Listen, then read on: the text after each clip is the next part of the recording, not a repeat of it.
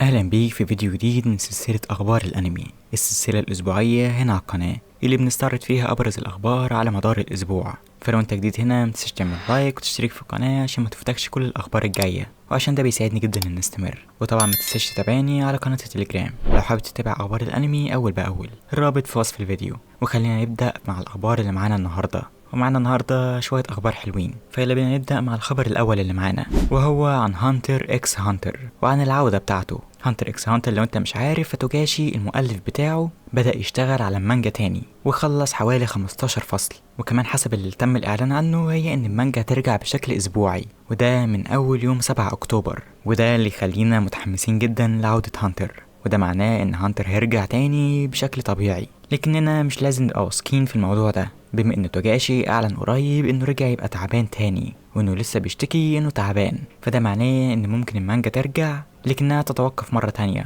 او العودة بتاعتها تتأجل اصلا. فده هو الخبر عن هانتر اكس هانتر. فقولي رأيك في الموضوع ده تحت في التعليقات. هل تتوقع ان المانجا هترجع بشكل طبيعي ولا توكاشي هيسحب تاني؟ وخلينا نروح للخبر اللي بعده، والخبر اللي بعده هو عن عودة اتاك اون تايتن او هجوم العمالقة. لو انت مش عارف، انمي هجوم العمالقة حصل على فيلم جديد، والفيلم ده المفروض هيلخص الاحداث من اخر كام حلقة، وهيستعرضهم بشكل احسن مع رسم احسن طبعا وتطوير كبير. وده هيكون في حدود ساعتين ونص، يعني الفيلم اللي هيتم الاعلان عنه الجديد هيكون ساعتين ونص، وهيتعرض في السينما يوم 8 نوفمبر. فلو انت واحد من فانز انمي اتاك، خليك متحمس للفيلم القادم. وخلينا نروح للخبر اللي بعده، والخبر اللي بعده هو عن الانمي المنتظر ساكاموتو دايز. الانمي ده من الانميات المشهورة جدا من قبل ما ينزل حتى، وده طبعا بسبب المانجا بتاعته مشهورة. والانمي ده قادم في يناير سنة 2025. والخبر اللي هنشاركه عنه هو ان تم الاعلان عن بوستر تشويقي للانمي عشان يعني يحمس الفانز وكده. فلو انت متعرفش العمل ده، فده واحد من الاعمال اللي تستحق المشاهدة،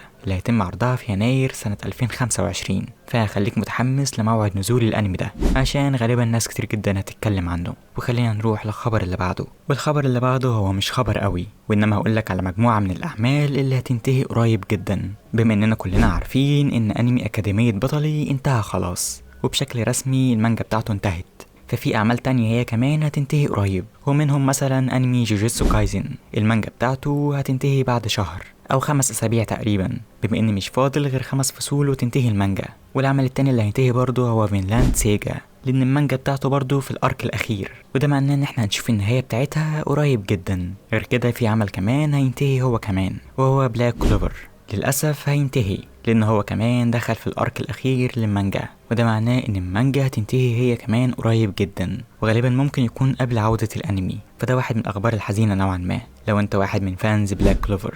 وهي دي كانت الأعمال اللي هتنتهي قريب جدا. فأنهي عمل فيهم هو أكتر عمل ممكن تحزن عليه لما ينتهي؟ قول لي تحت في التعليقات. وخلينا نروح للخبر اللي بعده، والخبر اللي بعده هو عن أنمي دكتور ستون الموسم الرابع أو الأخير باختصار. لو انت متعرفش، فإن الموسم الرابع هيكون عبارة عن 3 أقسام، وهيتعرضوا في سنة 2025 أو هيبدأ عرضهم في سنة 2025، واللي هيكون عبارة عن الموسم الأخير للأنمي ده. يعني الموسم الرابع هيكون 3 أقسام ويبدأ يتعرض من سنة 2025، وده لو انت مكنتش تعرف. وهيتم الإعلان عن تفاصيل أكتر الأسبوع ده، وهنعرف حاجة زي موعد نشره وحاجات تانية كتير. فلو انت واحد من فانز دكتور ستون، خليك منتظر الأخبار الجديدة اللي هيتم الإعلان عنها عن الأنمي ده. ومتنسيش طبعا تشترك في القناة عشان أول ما الخبر ينزل تعرف على طول. وخلينا نروح للخبر اللي بعده، والخبر اللي بعده هو عن جوجوتسو كايزن. والخبر بيقول إن كان هيتم الإعلان عن مشروع كبير جدا لأنمي جوجوتسو كايزن، واللي ناس كتير جدا اتوقعت إن هو الموسم الثالث.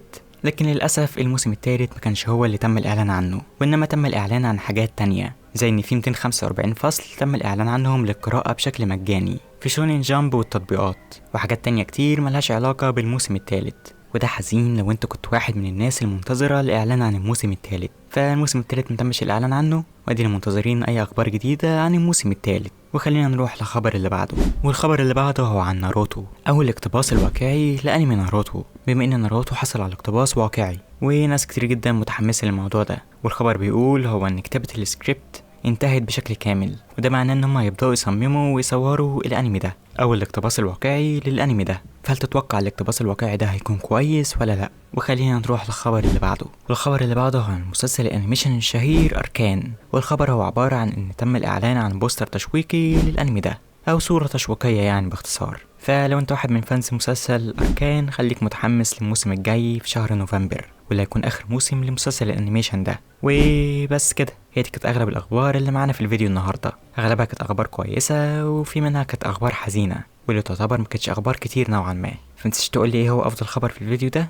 وايه هو اسوأ خبر انت سمعته في الفيديو ده. وبس كده، متنساش تعمل لايك وتشترك في القناه عشان نشوفك الفيديو الجاي. سلام.